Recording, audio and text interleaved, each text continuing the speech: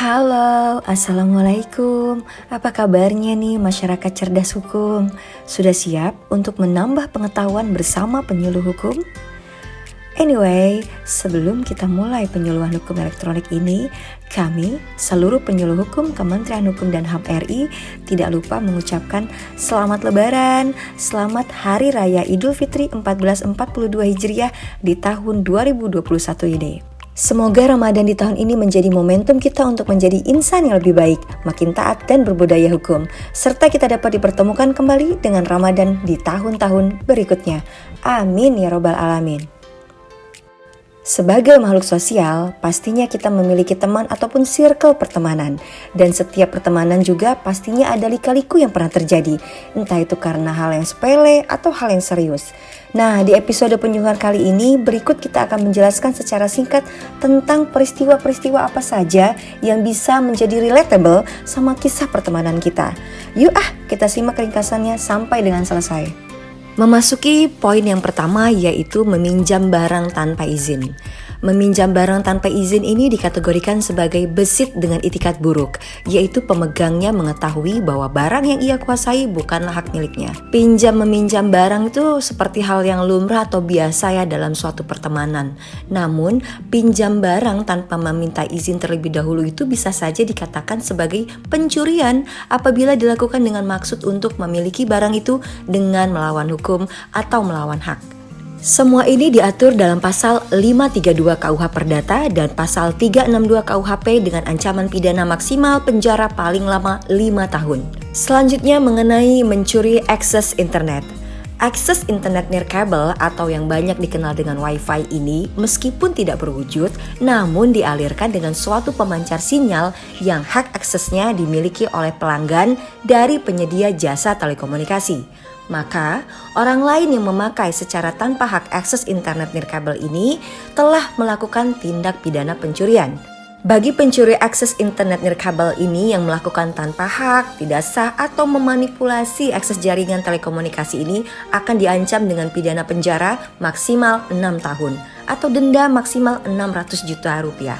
Semua ini diatur dalam pasal 362 KUHP, Pasal 1 angka 9, 22, dan Pasal 50 Undang-Undang Telekomunikasi.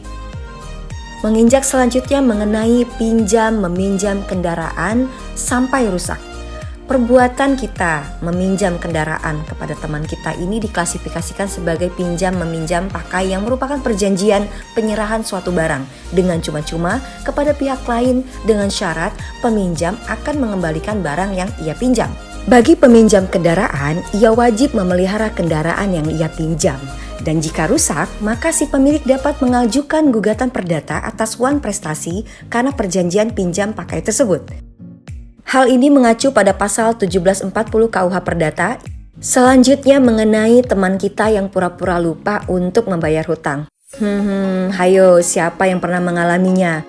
Kalau saya sih pernah ya ngalamin seperti ini. Aduh, kok malah curhat nih? Oke, fokus deh.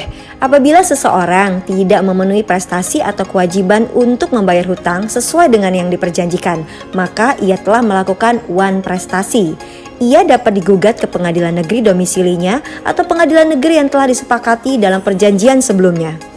Sebagaimana masalah ini diatur dalam pasal 1234 junto pasal 1243 KUH Perdata serta pasal 118 ayat 4 HIR. Yang terakhir yaitu berkelahi karena berebut pacar. Aduh, kok bisa rebutan sih? Kan banyak loh laki-laki atau perempuan yang lain, kenapa harus berebut ya?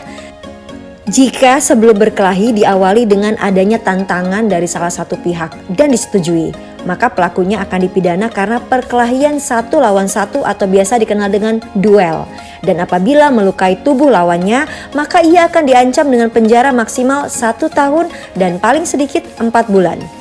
Namun, jika tidak ada tantangan berkelahi dan lawannya tidak memberikan perlawanan, maka si pelaku dapat diancam atas penganiayaan dengan ancaman pidana penjara maksimal 2 tahun 8 bulan atau denda maksimal 4,5 juta rupiah.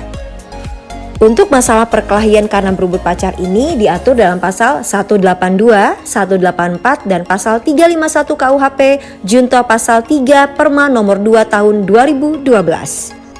Sebenarnya masih banyak permasalahan-permasalahan lain yang timbul di antara pertemanan. Namun tentunya selama kita mengusung rasa kasih sayang dan saling empati serta menghargai satu sama lain, saya yakin semua permasalahan yang timbul dari pertemanan bisa kita selesaikan dan tidak harus melalui jalur pidana. Saya ucapkan terima kasih sudah menyimak video ini sampai selesai. Salam cerdas, salam pembaharuan, dan kumham pasti. Wassalamualaikum warahmatullahi wabarakatuh.